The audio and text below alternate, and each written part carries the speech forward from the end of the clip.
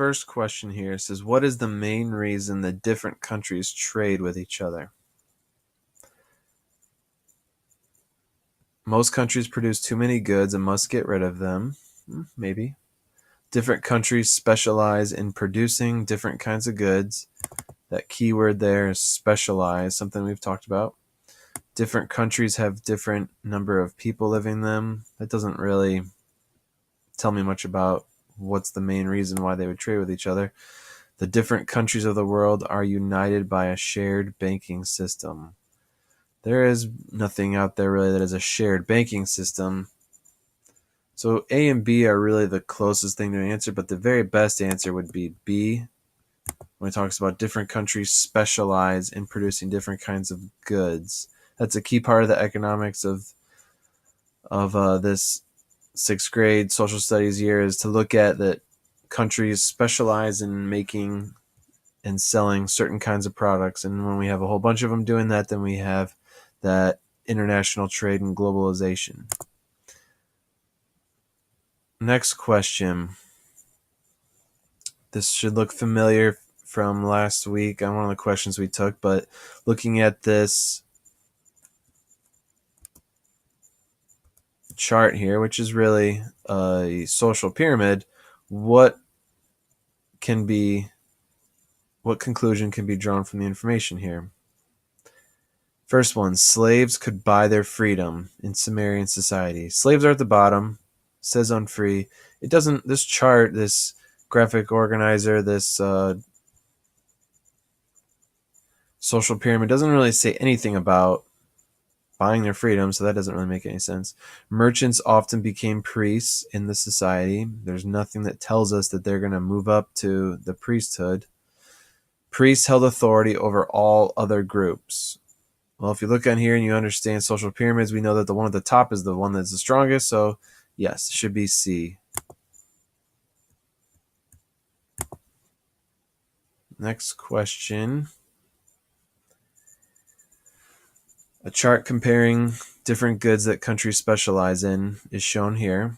Based on the chart, which two countries might set up trade in agricultural products and fuel and mining products?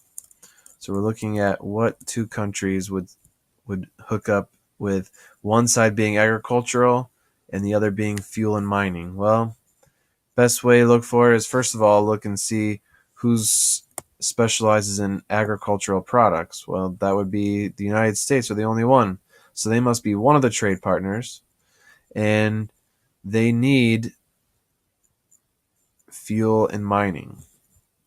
So what the United States needs is to find someone who specializes in fuel and mining, which are Saudi Arabia and Australia. But only one of them needs what the United States specializes in. So the United States specializes in agriculture. Saudi Arabia needs agricultural products. And if you look at it, basically it's like United States and Saudi Arabia are opposite. What the United States specializes in is what Saudi Arabia needs to import, and what Saudi Arabia specializes in is what the United States needs to import. So in other words, what one has, the other one needs. So the answer here would be the United States and Saudi Arabia.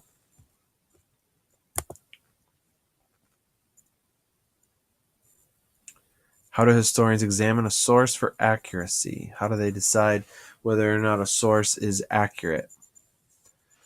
We talked about this a little bit last week. They put a survey on television asking viewers for their opinions. We're not really looking for opinions, we're looking for something more factual. They compare the source with other documents on the topic. That sounds pretty good. They take a guess. When you see the word guess, that should throw you off right away. That's not right. Or they use the source's style and popularity to determine its accuracy. Well, popularity has nothing to do with accuracy. And so the best answer here would be B. They compare the source with other documents on the same topic, and that was one of the questions that was considered when we try to determine whether a source is valid, is how do other sources compare and do they match up with it? Dictatorship. What is a feature? Well, we know dictatorship is one that has all power to the one leader. They usually, if not always, get their power by force, and the people do not have many rights, if not basically zero rights. Which one of these characteristics is a dictatorship? Citizens freely elect leaders? No, it doesn't happen. Government leaders have limited powers. That would mean that there's limits to their power. That is not a dictatorship. They have unlimited power. C, citizens risk punishment if they criticize government leaders. That sounds about right, but let's read D. Government leaders risk impeachment if they change the Constitution. Impeachment means like being kicked out as president or leader, and dictators don't really get kicked out unless they're removed by a new dictator. So the best answer here would be C, that citizens are risking punishment if they criticize government leaders. So you don't criticize them in the media or in public, or else you could be in some serious trouble with a dictator. Next question. We have a couple maps going on here, and these are both India. One's a climate map, and the other one's a population density map. And those population density maps are indicate population and how close people are living together and how many are there. So the darker the red or darker the pink color here, that means that there's higher populations in a smaller area, which would mean that these are bigger cities. So here it says click on the two boxes that contain the information that you could conclude using both of these maps. So by using both of these maps, which of these would be true? And there's two of them, they say. It says the humid subtropical zone has the most concentrated population. So if I look on this map, the humid subtropical region is right about here, that green color. And if I look over here, that really, it looks like it's the area that has most of the darker pink spots. So for now, I'm thinking that's going to be one of them. I'll click it for now. The mountains in India are very high. That would be you would need a physical map for this. This shows nothing about mountains, so that's clearly not right. India has many diverse cultures. This is not a cultural map. It just shows what's the temperature and climate like, and then where are the people located. So that doesn't have anything to do with it. Do these maps list the most popular cities? The names of the most popular cities.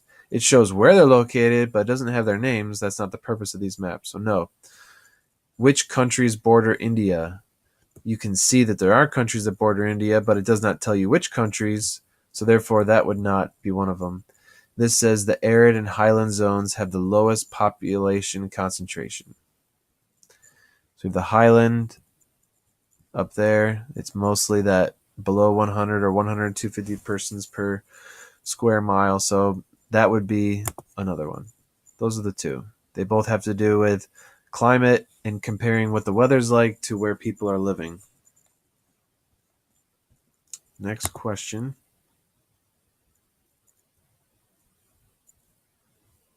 And this one was actually, it should look a little familiar. We did this in intervention last month sometime. And it's an extended response question. Rubber is needed to make tires. Thailand produces more natural rubber than any other country in the world. If a pest killed most of the rubber trees in Thailand, the supply of rubber would decrease. Identify an action that tire producers might have to take in order to deal with a decrease in the supply of rubber. So basically you have tire producers who need rubber, and all of a sudden there's not as much supply of rubber to make tires. So one thing they would have to do is they have less supply. So that would mean that they would increase the price. That's one action they could take. Another action could be that they will try to make tires with a different product.